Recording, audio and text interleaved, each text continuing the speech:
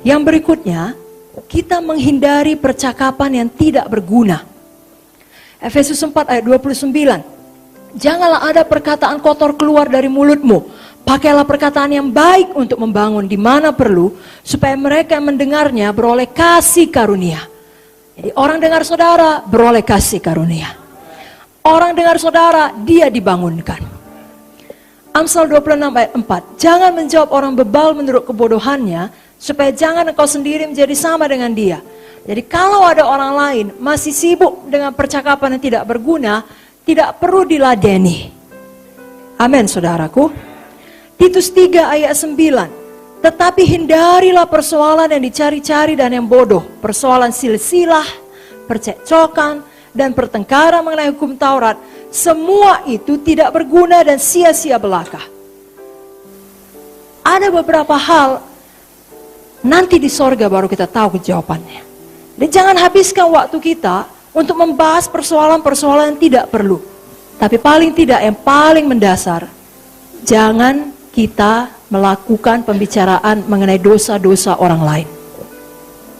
Tadi kita sudah belajar, jangan buka rahasia orang lain. Itu hanya mengarah kepada dosa yang lebih besar lagi. Amin, saudara.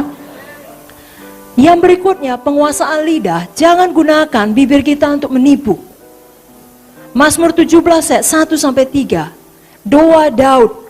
Dengarkanlah Tuhan perkara yang benar. Perhatikanlah seruanku. Berilah telinga akan doaku dari bibir yang tidak menipu. Daripadamu lah kiranya datang penghakiman. Matamu kiranya melihat apa yang benar.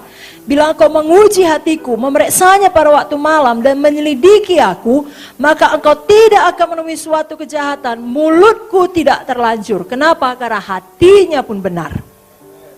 Apa yang berasal daripada mulut kita datang dari hati kita.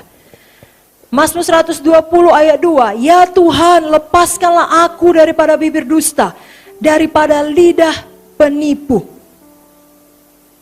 Saudaraku, biarlah sebagai hamba Tuhan kita punya integritas. Orang dapat percaya apa yang kita katakan. Kalau ya, kita katakan ya. Kalau tidak, kita katakan tidak.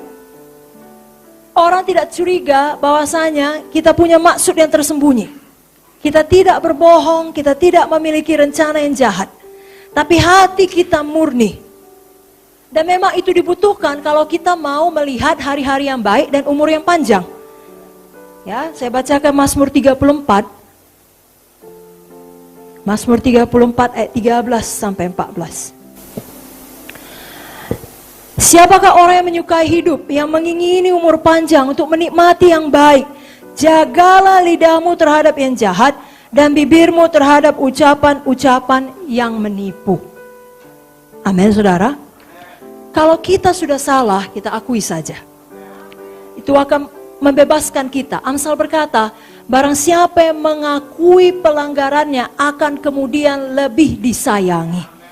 Justru orang, apalagi kalau saudara sebagai hamba Tuhan, orang akan sangat menghormati saudara. Karena walaupun kedudukan saudara tinggi, saudara jujur dan mau mengakui kesalahan saudara. Jangan demi menyelamatkan muka, kita jatuh dalam jebakan bohong, dusta, menipu. Karena satu dosa akan membawa kepada dosa lain. Sekali saudara bohong, saudara perlu bohong untuk menutupi kebohongan saudara. Dan kemudian perlu bohong lagi untuk menutupi kebohongan saudara. Lepaskan diri kita dari kebiasaan berbohong. Hamba Tuhan jujur, punya integritas. Amin, saudara. Yang berikutnya kita harus waspada terhadap pujian yang menjilat.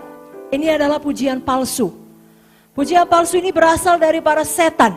Tidak ada asalnya yang lain. Dan merupakan sebuah perangkap. Kenapa? Karena setan adalah tokoh yang sangat pandai berbicara. Seorang penjilat. Orang dapat terpancing oleh kata-kata seorang penjilat. Pujian yang tulus atau kata-kata yang membesarkan hati memang sangat berarti. Tapi pujian yang menjilat itu lain. Kenapa? Karena pujian yang menjilat itu dilebih-lebihkan dan ada sesuatu di baliknya. Ada udang di balik batu. Motifnya tidak benar.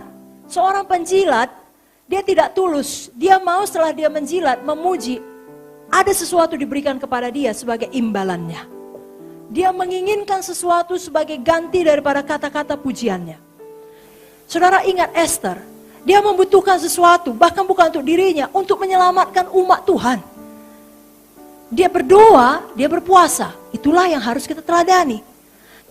Amsal 26 ayat 28, lidah dusta membenci korbannya, mulut licin mendatangkan kehancuran. Jadi tidak ada kebaikan daripada lidah penjilat. Pujian yang menjilat adalah taktik antikristus kelak. Kenapa orang nanti menyembah antikristus? Karena mulutnya manis. Dia menawarkan jawaban, solusi yang dinantikan oleh dunia. Dia menjerat orang dengan bujukannya. Kita sudah belajar terhadap 3 hal yang mempengaruhi. Bukan dengan nyata-nyata, tapi dengan bujukan. Dia bujuk. Kalau orang membujuk, baik ucapannya. Jangan percaya. Daniel 11 ayat 32. Orang-orang yang berlaku fasik terhadap perjanjian akan dibujuknya sampai murtad dengan kata-kata licin. Jadi pandai, ada alasannya. Seakan-akan bahkan mungkin ada dasarnya, tapi kebohongan. Tapi kita, umat yang mengenal Allahnya, akan tetap kuat dan bertindak. Makanya dari dalam, dari sekarang, Bapak Ibu Saudara, jangan pernah harapkan pujian manusia untuk menyatakan kita dihargai. Nanti saudara bisa jatuh dalam jebakan. Orang tahu tuh kelemahan saudara, dia sangat suka dipuji. Lalu orang jilat saudara, jangan. Satu-satunya pujian yang saudara nantikan adalah, hai hambaku yang baik dan setia, masuklah ke dalam kesukaan Tuhan. Amin saudara.